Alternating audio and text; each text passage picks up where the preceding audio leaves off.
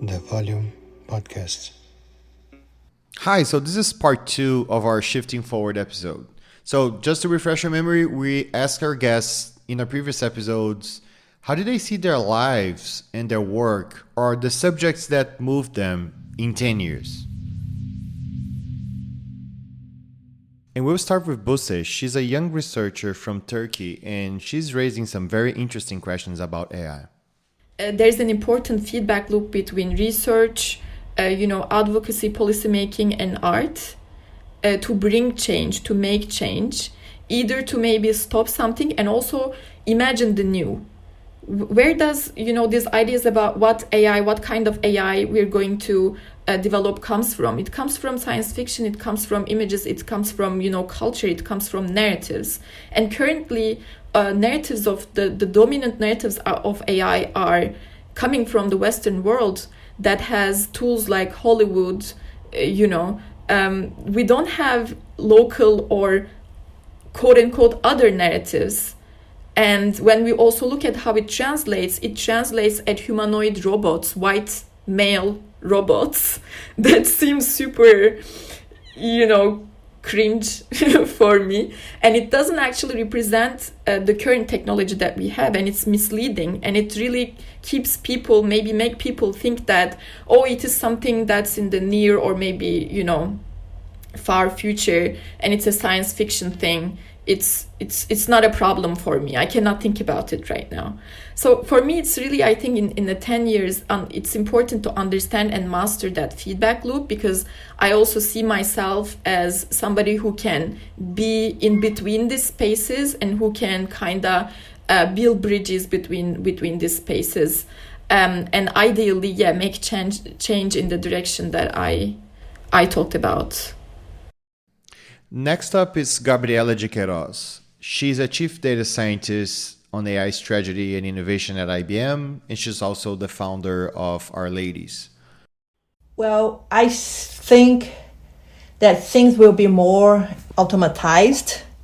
We'll have, some kind of help in a way. I'm thinking in a good way. I also think that we'll have more and more knowledge around privacy and implications, and I think we'll be more careful around technology as well, because we'll have more knowledge, hopefully. And then one suspicion that I have is in 10 years, 15, maybe 20 years, we are going to pay for our privacy, right? So right now, we don't have much privacy, but in the future, I think companies will sell privacy packages for you. Next one is Rupal Srivastava. She's a postdoctoral researcher on smart materials, something very futuristic. So I was very curious about her visions of, future applications for this. This is what she had to say. There are many applications which I already have ideas for in earthquake engineering. So using shape memory alloys in foundations, so that when the earthquake comes, we can actively control the vibration of the building, and then we can eventually avoid failure. So that is one application which we can see in our day-to-day lives. And then I was also thinking of using these interactive materials for maybe an immersive environment project, and also for smart toys, which can be used by maybe dyslexic or autistic children. And then we can study their level of comfort with these toys, and if these toys can help them de-stress and help them with their everyday life. So there are many applications which we can envision using shape memory, not just shape memory, but smart materials in general. These are some of the projects that I personally would like to work on.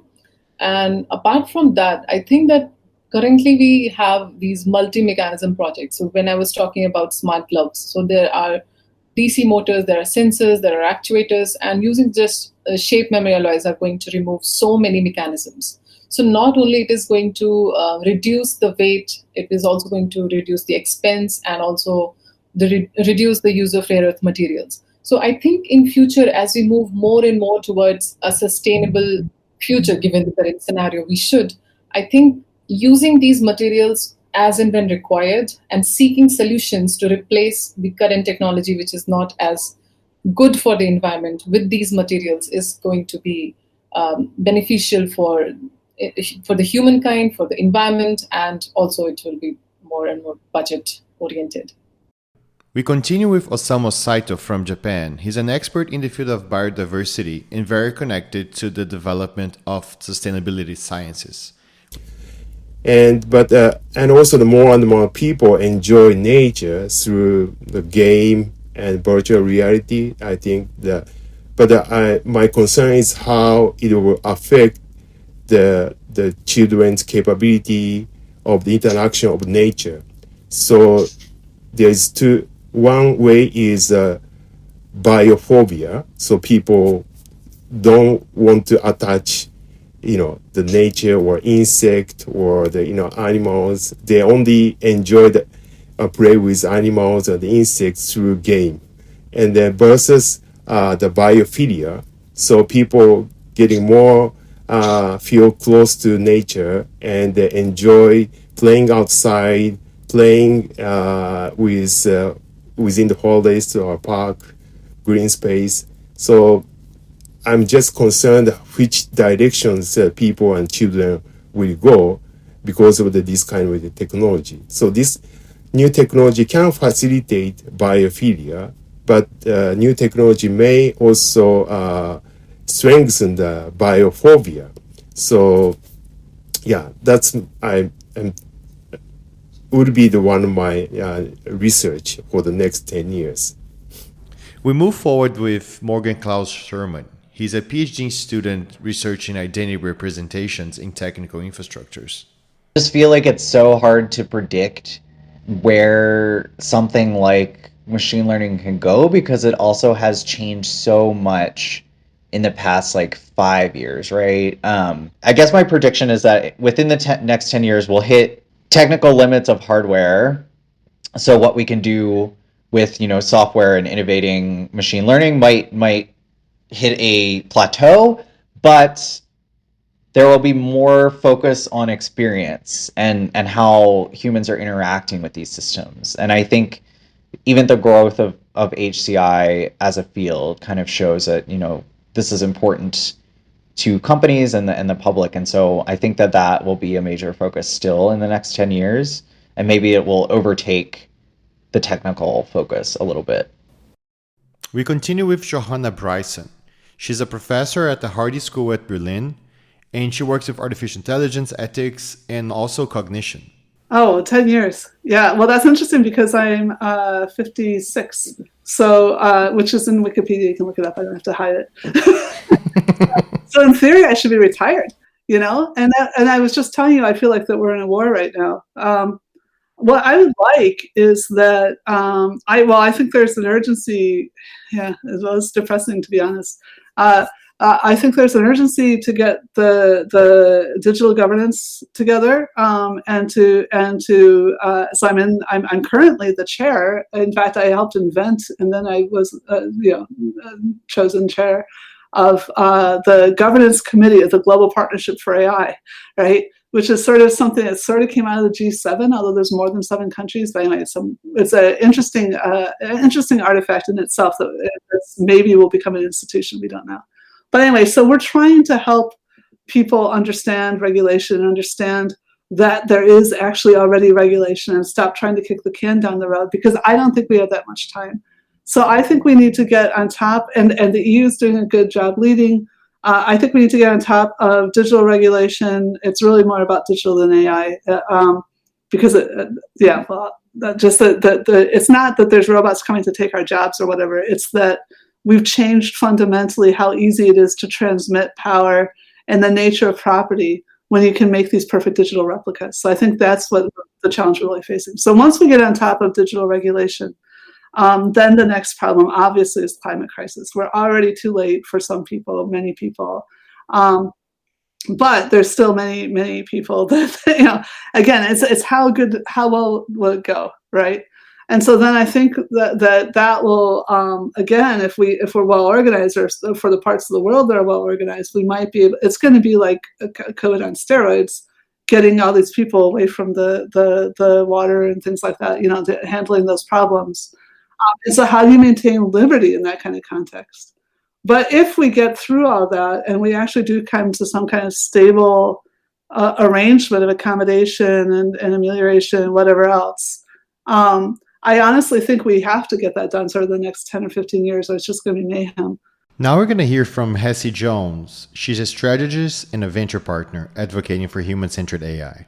I'm hoping in 10 years that I'm still in this venture capital space, but instead of actually focusing on investing in underestimated founders, that I'm just investing in founders who are doing amazing work, irrespective of gender, race, or ethnicity. I don't know if I'm not being too optimistic about that, because I know it takes time to change systems. I do believe that if we're going to make sure that this is permanent, we have to kind of band together and create communities that support all racialized groups, and to make sure that we're intentionally trying to build equity in the systems. I believe that's going to happen. I think it's just going to take a lot of time and heavy lifting to get there. So we finish our tour to the future with Regina Eubanks. She's an American political scientist. She's also a professor and an author. And she writes a lot about technology and social justice.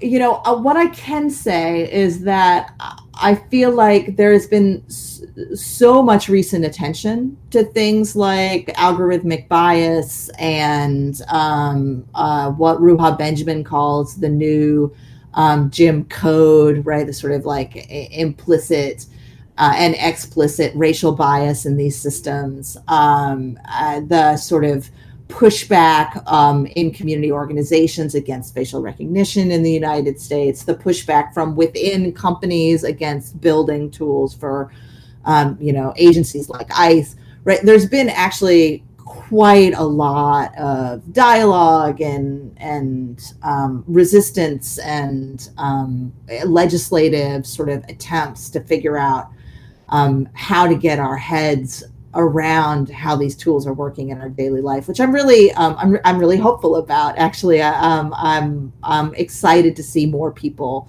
talking and acting around these issues that I've been working on for like 25 years. It's really great to see them have their sort of moment. That said, I'd say there's sort of two things that I'd love to see more of over the next 5 to 10 years.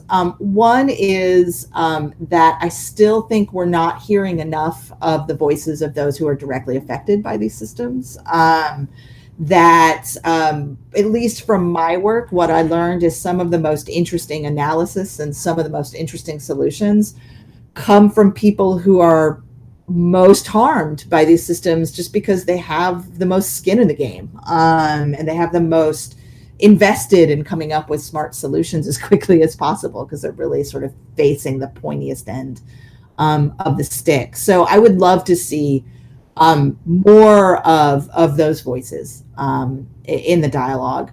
And the other thing that I'd love to see, and that's why I'm so excited to talk to you today, is also just more global stories. So even though context really matters, right, how these systems play out on the ground really depends on local power structures and local histories and local systems of oppression and how they play out on the ground. There are really important patterns you see robo-debt pop up in Australia, and then once it, quote, works, you see it pop up in the United States, and you see it pop up in the UK, and you see it pop up in Uganda, and you see it, and so there are ways that these tools the people producing these tools are globally networked. And so I think the people being critical of these tools and trying to create solutions and alternatives need to be global in their perspective as well.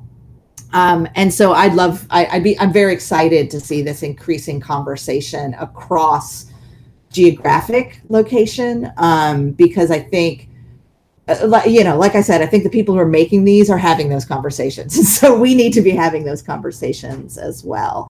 Yeah, and that's what we're trying to do here, right? So this is the second part of our Shifting Forward episodes. We will continue with our podcast, our volume podcast, season 2 next. So let me just take one moment to just explain a little bit who we are. So we are Kunumi. So who is Kunumi? So Kunumi, it's a pure tech org from Brazil trying to distribute knowledge, prosperity, and well-being. And we know it's not an easy or a small task. And why did we start this podcast? Well, we wanted to help create meaning and understanding. We wanted also to listen, to learn, and to be inspired. And we think that if you felt the same way, you will be here for the next season. So, and specifically to our guests, thank you so much. And I hope that you all enjoyed listening to their stories, their work, and their reasons to do so. Thank you. Sick, no, we love it.